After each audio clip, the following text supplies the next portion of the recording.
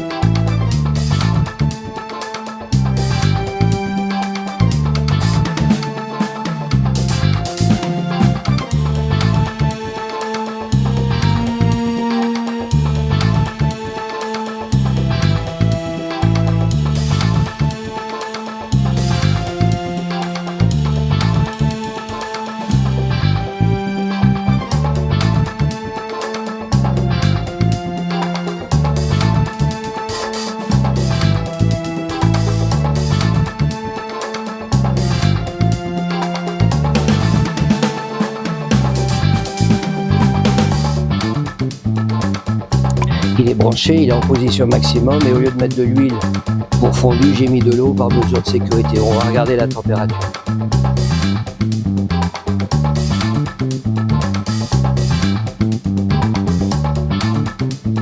Là, on a une température avec l'appareil en fonctionnement et avec le récipient avec l'huile pour chauffer, soi-disant l'huile.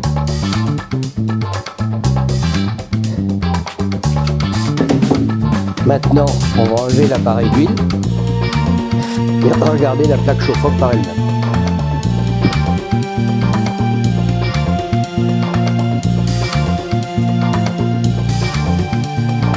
On a une autre température par rapport à l'appareil. La surface est beaucoup plus grande et beaucoup plus impliquée. Donc là, c'est à peu près 207 degrés centésimales en caméra, mais on va à 230-240 degrés au point bas.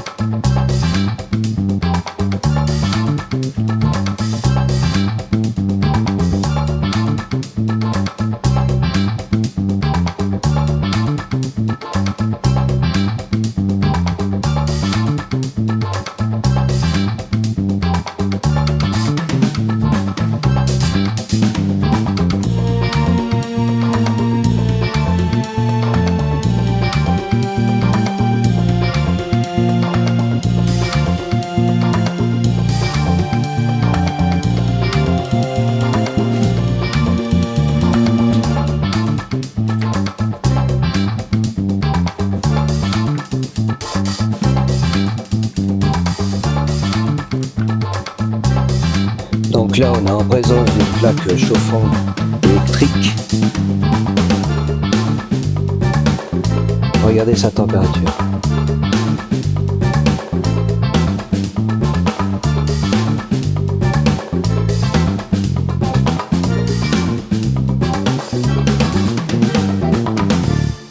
On est aux environs de 280 degrés.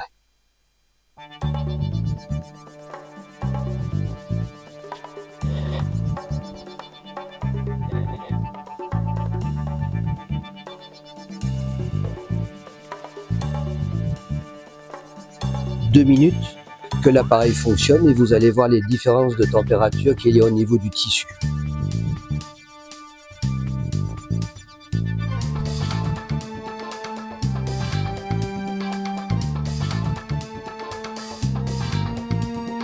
Vous voyez, le rayonnement en face du chauffage correspond à la chemise à une certaine distance donnée. Vous voyez ? Et ça, c'est valable pour n'importe quel chauffage, qu'il soit électrique, à pétrane ou comme ici, avec ce petit soufflet.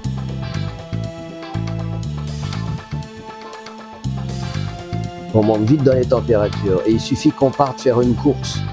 Et on peut revenir, il y aura un moment donné où le textile aura une certaine chaleur, va s'enflammer de lui-même.